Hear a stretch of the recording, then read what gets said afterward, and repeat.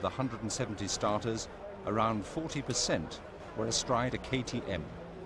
That is 2 works teams with a total of 11 riders, 3 assisting trucks for the transport of spare parts. What's going on, YouTube? Hope everybody out there is having a great and fabulous day. Good morning, good afternoon, good night. Pretty much, how the hell are ya? Welcome back, guys, and in today's video, wow, I have a fascinating story for you. In the early 90s, KTM had just filed for bankruptcy. They were on the verge of losing everything. They needed a win. They needed something to put their name on the map. So with the help of one witty engineer and KTM as an entity, not only were they able to turn the company around, but they were able to create a household brand that every other manufacturer would have to compete against. If it's not as good as a KTM, then it is not good at all. And what bike started it all? Well, the KTM 660 Dakar. So up until now, KTM has been known for their ultra high performing motorcycles, especially their dirt bikes. If you don't know about KTM, you might ask yourself, why are they so popular with their dirt bikes? I mean, I really don't know exactly why.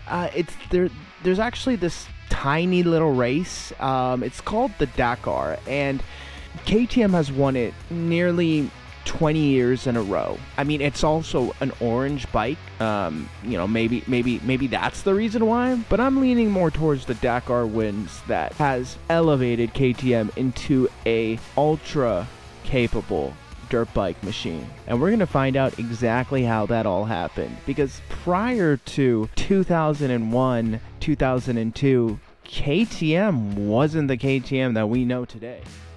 Our story begins in the 1980s. KTM were coming to prominence with success in off-road racing. Heinz Hindegane became the world champion in the 250cc motocross class for the second time on a two-stroke. In this same year, the 100,000 KTM engine rolled off the production line. A newly developed half-liter two-stroke motor delivering 60 horsepower, but the pressure was on the manufacturers to reduce exhaust and noise emissions. So the super lightweight two-stroke engine that had overtaken four-strokes in the 60s were now under threat. After growing used to the taste of World Championship champagne, KTM engineers didn't waste any time in developing a new ultra-modern four-stroke engine based on the 500cc two-stroke housing to stay at the top. Only the essentials, but only the finest essentials. This was the philosophy behind the new liquid-cooled four-stroke single, which would become known as the LC4. 1987.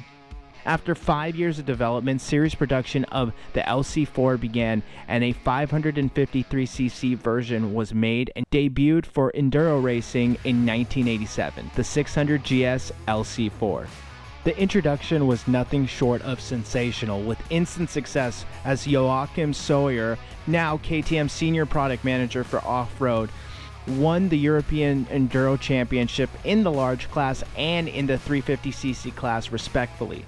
Typically, for the ready-to-race company, the factory competition team proved to be the best testing environment, and Sawyer, who was a KTM development engineer too, was able to use his experiences from the race weekend and implement it into strategies to make improvements to the bike come Monday morning. The ultimate aim for KTM was not only to design a highly desired competition bikes, but also a concept that was suitable for every day and that would master both challenging terrains and also riding down to the store. At this stage, the LC4 had a long way to go before it could demonstrate this unrestricted masteries of everyday roads. 1991.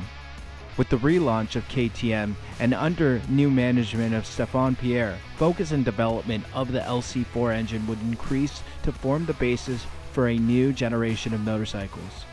Staying true to the original philosophy, non-essential components were still left out, including an electric start or a balancer shaft. But Enduro World Championships secured by Mario Rinaldi and Gio Solala contributed significantly to the popularity of the next LC4 engine. Next up was to point it at the tarmac. 1992.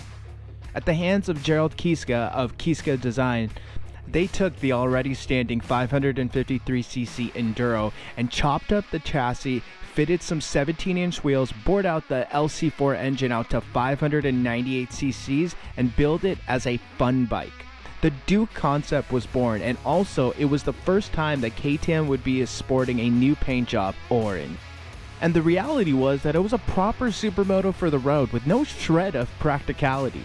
The reaction was just what KTM hoped, and development for the production began. 1994, with their new introduction of the 620 Duke series, the supermoto for the masses was born. Bigger corner fun, bigger wheelies, and absolute wire-tight stupidity. And importantly, the orange remained the tone, and the image for KTM on the street was set. 1996. Development of the LC4 continued and spawned in many different capacities to suit off-road and street applications. The largest bore and stroke variant was first seen in 1994 and saw the implementation of the electric start in 1996. As the years went on, the capacity and usability of refinement increased thanks to better components and advances in engineering. The 640, 660, and 690 models were spawned, including the beginning of the Adventure series with the KTM 620 Adventure in 1997. Pivotal moment in KTM's history, because in 1996 KTM was able to put down a respectable second place in the Dakar, only coming behind BMW. Little did BMW know that would be the last win they would have. You see, to paint a picture here, the dominating forces in the Dakar at that time was BMW and Yamaha. Those two manufacturers were the only ones that were able to set back-to-back wins at the Dakar.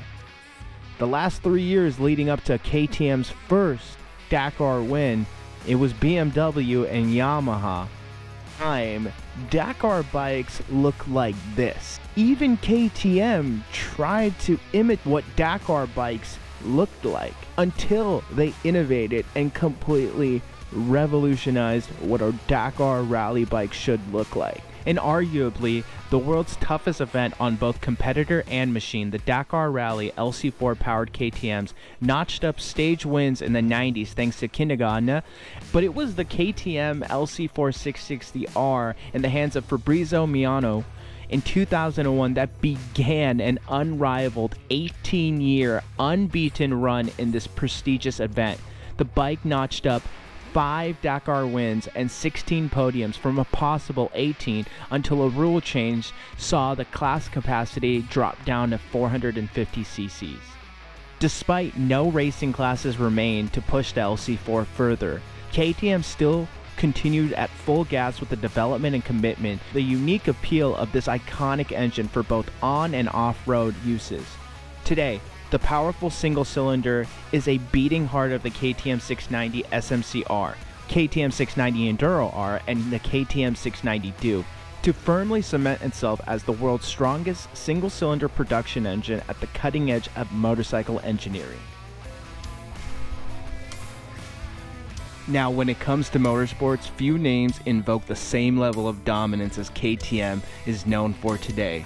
With its cutting-edge technology, commitment to excellence, KTM has established itself in a formidable force in the racing world, consistently winning races and setting records. And if you find it hard to believe, let me run down this list for you. 2001, Dakar winner. 2002, 2003, 2004, 2005, 2006, 2007, 2009, 2010, 2011, and it goes on and on and on. Honda was able to score a few wins in 2020 and 2021, but up until now, the dominating force has been KTM. So with the rule changes in Dakar being now reduced to a 450cc capacity, that did not stop KTM from innovating and improving their LC4. As I mentioned, the LC4 has been used now in all 690 models. It's safe to say that if KTM did not begin working on a new 4-stroke machine, they would not have came up with the LC4. Maybe they would have later on, but they weren't under pressure to. At that time, they were focusing mainly on their two-stroke designs and a two-stroke powerhouse that they had. KTM has flourished into what it's known to today. And it's fascinating to think that it all started back in the 90s. In addition, the Dakar Rally, KTM has also been a force to be reckoned with in motocross and enduro competitions. KTM motocross bikes, renowned for their nimble handling, explosive power, and durability, have propelled riders in numerous championships all around the world. Similarly, KTM enduro bikes designed to tackle rugged off-road conditions have consistently delivered exponentially well, exceptional performance in the toughest races, earning the brand reputation for reliability and toughness. But KTM's success does not stop at the street or the dirt. KTM's success on the racing circuits can be attributed to unwavering commitment to R&D, research and development. The company invests heavily in cutting-edge technology, constantly pushing the boundaries of what is possible with motorcycle engineering. KTM's relentless pursuit of innovation has resulted in breakthroughs such as the development of lightweight yet robust frames, advanced suspension systems, and powerful engines, giving the riders a competitive edge on the track. KTM's winning streak in the racing world is a testament of the brand's commitment to excellence. KTM has established itself as a force to be reckoned with in the motorsports world, leaving a trail of victories and records in its wake. As the racing world continues to evolve, only one thing remains certain: KTM's quest for racing glory shows no sign of slowing down. KTM was on the brink of financial collapse. Filing for bankruptcy in 1991, the future seemed bleak and the outlook was grim. However, against all odds, this company managed to turn its fortunes around and achieve unprecedented success. The best way that I can describe KTM as a company and their way of going about things is evolution rather than revolution. You see, evolution is natural and it's gradually increased as time goes on, shaping and transforming various aspects of the product. Comparing it to Porsche, look at their 911. It's over the years, sure, it looks different, but it still has that Porsche iconic shape to it. With each generation, a little component has changed to just either make it lighter, make it stronger, make it faster. It's not about that revolutionary complete change and overall. It's just tiny little things here and there that gradually as a whole make the product better, and that's exactly what KTM did. Making this video, I've had such a blast. These are the type of videos I really love, because I mean, not only I'm a huge KTM fan, not only am I talking about a bike that I actually love, I actually have owned an LC4 Supermoto 625, and I love the rich history. This is what I live for. Whenever I make a video like this, I get so excited because I mean, it just checks all the boxes. Let me know what you think of KTM. Do you not like them? Do you hate them? Do you think that the orange is absolutely horrible and you would never buy one? Let me know. So with that, stay up, 2 wheels down, peace.